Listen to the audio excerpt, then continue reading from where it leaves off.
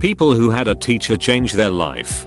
Who was your teacher and what did they do? My primary school principal. Right before my teen years I started acting out due to family/home problems. No matter how many times I acted out, he treated me with absolute kindness. Always above and beyond. I can't remember what I did to get sent to his office, but I'll never forget what he told me. The best man you can be is a gentleman. He encouraged my love for writing and drawing, helped me submit a story, and was there when I won second place. When I failed maths, tutored me in his office after school. When I showed interest in music, he let me practice on his guitar. I'm forever in his debt for making me the person I am. Struggled with eating disorders in high school. Senior year my dad passed away and I spiraled. Had a meltdown in the middle of my English class. Teacher pulled me out into the hallway, gave me a hug, and said, "Are you eating?" RIDKY, but it snapped me out of it, and that is the first time I realized people noticed or cared. She probably does not know this, but I am sure she saved my life. He actually believed in me.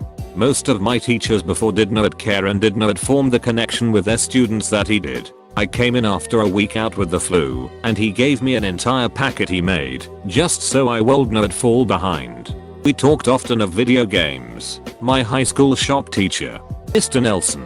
He would stop the class if someone came in late to tell everyone, "If I only teach you 3 things I want them to be these. 1. Show up. 2. Show up on time. 3. Do your best." He taught me to work hard and take pride in the things I do and create. He also called all the return students master. Last name, Miss O'Connor was my first truly eccentric teacher, and probably one of the first eccentric adults I had ever met. It was 8th grade, which I think is an early formative year in the transition into pre-adulthood. So timing was perfect for me to have her class. Here are a few things I still remember. 1. She would teach us some stuff that I now know is taught at a college level, but she didn't preface it with "this is college stuff." We just thought we were learning what we were supposed to learn. And even the dumb kids in class got most of it. Reflecting on that, I know now that people way overhype learning. Like one time I didn't get promoted at work because there was something I didn't know how to do that the other internal candidate did. Then I set out and learned it on my own. Literally took me an hour to get the gist of it. Within a week, I was doing it very well.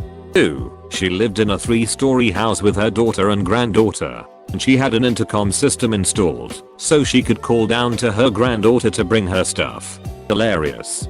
3. She was so go with the flow. One day, I came into class and she had a bunch of shit all over my desk.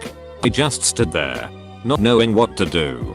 She asked why I was standing, and I told her there was stuff at my desk. She was like, "So, sit at my desk."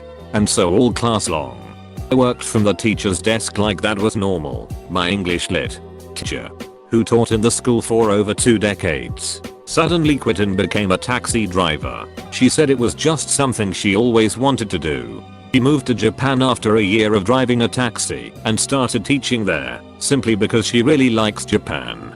Edit. BC I forgot to answer that part of the question. OPS. She changed my life by teaching me how simple things can be. She did all that simply because she wanted to. She always told us in class, "I don't think too hard. Think a lot, but it should never be hard." As someone who used to be obsessed with perfection and plans, having her as my teacher and friend taught me to be happy through living simply. It didn't mean not trying to strive to be better.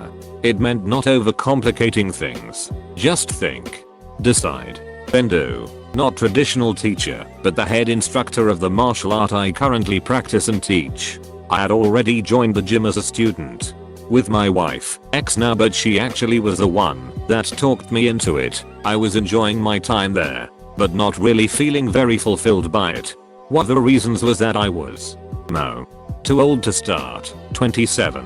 One random day my wife and him were the only ones left at the school, and he offered to take us to lunch. Was just casual, but conversation turned to how I felt we were too old to ever get to his level of skill.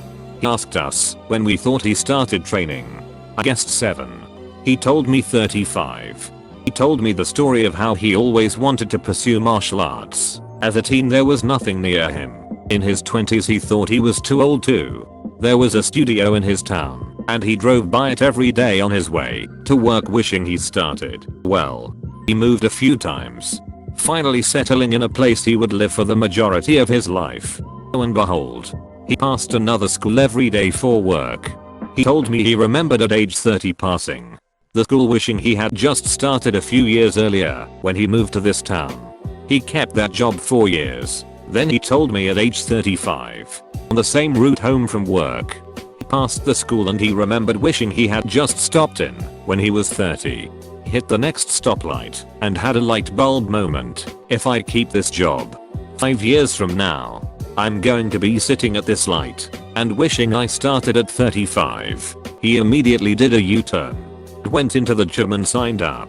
18 years later he ran his own school. It inspired me that it wasn't too late, and I became a teacher myself as a result of that conversation. Mine was my 10th grade history teacher. He only taught conspiracy theories like how America caused Pearl Harbor, or how the bank is trying to get as much gold as possible to eventually rule over us. At the end of the year I told him that I could easily be a better teacher than him, and now I am getting a history education degree. I had a teacher change my life not because they were good, but my 5th grade teacher got fired a couple months into the school year for being and posting on unapproved Catholic school sites. Because of that our class went through a wild year of only having substitute teachers for like a week, then the next week a new one. It was terrible. They taught the same thing every week. So I pretty much didn't have a 5th grade. So I was behind. Which I already was cause I have a learning disability. So I was the stupid kid. That year was the final straw for my parent to finally move me to a specialized school because I was so far behind. That school I switched, all the teachers were amazing. I was finally able to read my first real book in the 6th grade because I was finally taught a way I could learn. And my parents say if the 5th grade was a shit show of a year I might have stayed at that school too long and been even more behind. So my teacher being on rated sites saved my future. One of the most memorable things a teacher ever said to me that actually had a big impact on my life was, "I really like you as a person, but I hate you as a student." My French teacher told me this when I was in high school. During this period where I was really depressed and self-destructive and on the verge of flunking out, having her be so honest with me and pointing out that I was wasting my potential, at the same time saying I was a good person, made me want to do better, and eventually I did. I went through abuse as a kid. My dad would beat me. He usually would use an extension cord or belt, but sometimes a slap if lost his temper suddenly. One time he hit me harder than he should have and half bruised cheek with a cut. My 8th grade science teacher asked me what happened. I was an expert at excuses. Told him I get elbowed after basketball. He told me to come back at the end of the day, and I told him I couldn't, I had to go right home. Which I did. If he wasn't at work and I wasn't right home after school, he'd go apeshit. Pulled me into the hallway and talked to me about abuse. It's not okay. It's not my fault. That summer I grew a ton and stood up to him. My dad stopped when he saw I wasn't going to take it anymore. Mr. J didn't solve my problem, but hearing somebody gave a shit about me helped me a lot. My kindergarten teacher saw me struggle with spelling the word together. She told me to spell it to get her. I am in my 40s and still spell it like that. A teacher once found that I was writing notes about sex in my notebook and passing it to my friends. Instead of getting me in trouble, she took me aside and found out I was seeing lots of stuff at home that I should not have been. My parents were going through a split and there was a lot of turmoil in my life and no support. Thanks Mrs. Marchetti, my year 9 class teacher. I was going through a tough time with my grandmother's death and my sister leaving town for college. She counseled and guided me through those times. She gave me responsibility as class prefect for distraction and confidence. It was a small gesture, but she stood by me in a way I'd never forget. I had a substitute teacher named Mr. Bergstrom who taught me to believe in and be myself. Mrs. King. She was my 7th grade, old black woman teacher. She taught me the most valuable life lesson I have and will ever have. I was moved to her class halfway through the school year. It was the period just before lunch. When lunchtime came around, She would let all of the black students in class go to lunch 10 minutes early. I'm not black, so I did not get to go to lunch early. She held all of the other kids, whites, Hispanics, etc. after the lunch bell for out 10 minutes. So the black kids went early and all the other kids held over their lunch time.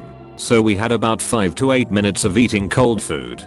I complained about this every time she did it. I told her that it wasn't fair that she did this.